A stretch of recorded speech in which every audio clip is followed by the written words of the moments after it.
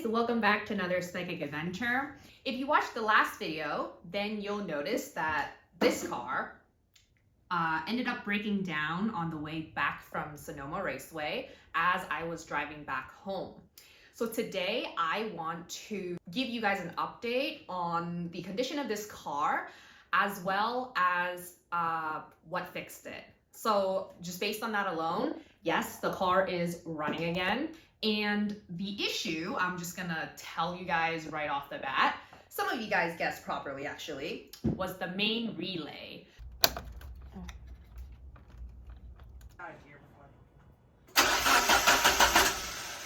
Oh, because we changed the fuel filter. Whoa, whoa, oh, the pump came on.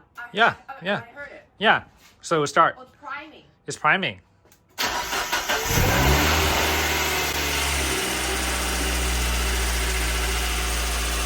What I want to do for this video is tell you guys essentially some of the symptoms and things that I've noticed that led up to the actual non-start of this car, if you guys ever actually run into the same issue that I have. So at the start of the track day at Sonoma, the car actually ran just fine. And it wasn't until the fourth session that I actually noticed something a little bit off with the car during one of the laps during the fourth session. And I noticed what felt like to me a fuel cut as I was taking those turns. It kind of felt like the fuel just kind of cut out for a really short, like maybe half a second, and it kind of came back on and then cut out again and then came back on. And then so that's when I kind of looked at my gas gauge, thinking that, you know, maybe I was low on gas or something, because this car always had like a sort of gas gauge issue. So I was thinking, oh, maybe it's low on gas and I didn't notice.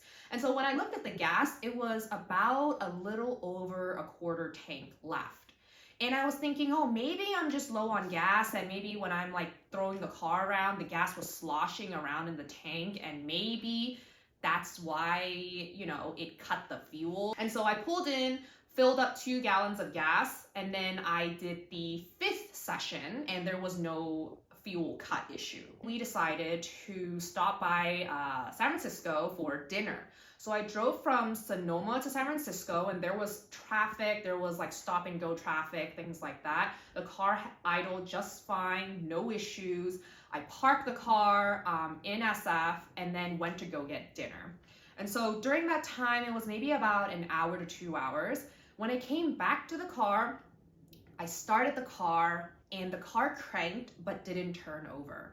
Initially, I thought I was like, oh, maybe it was like an electrical thing, because I was running my AC and I was like running music and stuff like that for about 20-30 minutes.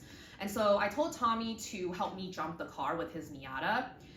And once we linked the jumping cables and I turned the key, same thing, it would crank, but it wouldn't turn over.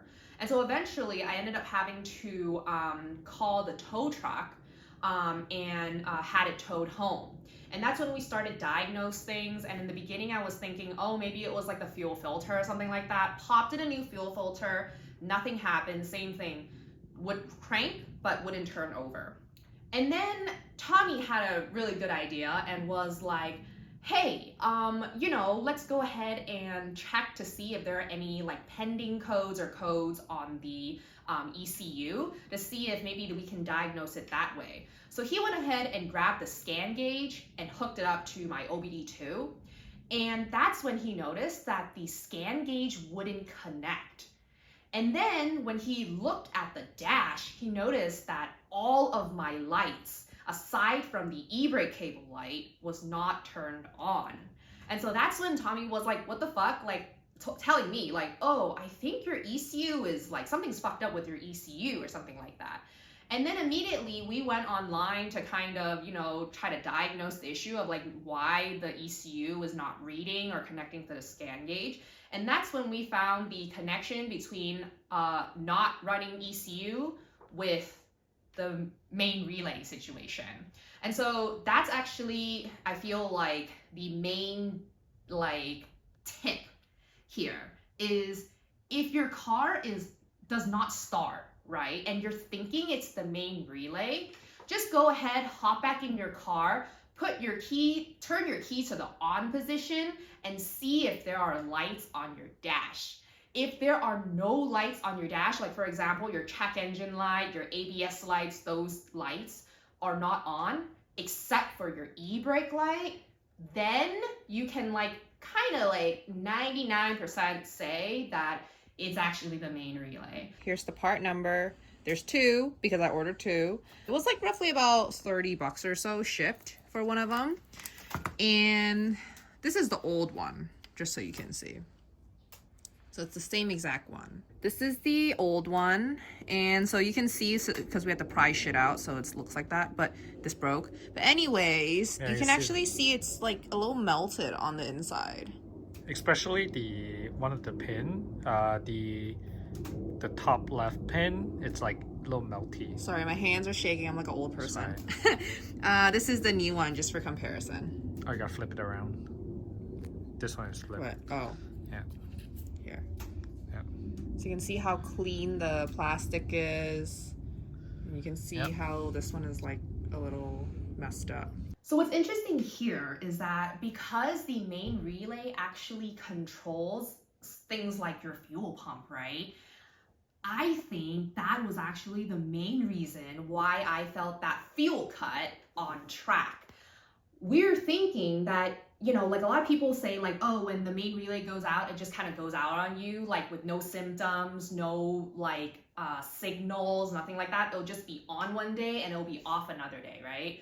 But we're thinking that the reason why I actually experienced that fuel cut issue was kind of early sign that that main relay was actually about to go out. I know a lot of people on the Miata forums would say oh, buy some extra main relays and just stick it in your glove compartment or something like that.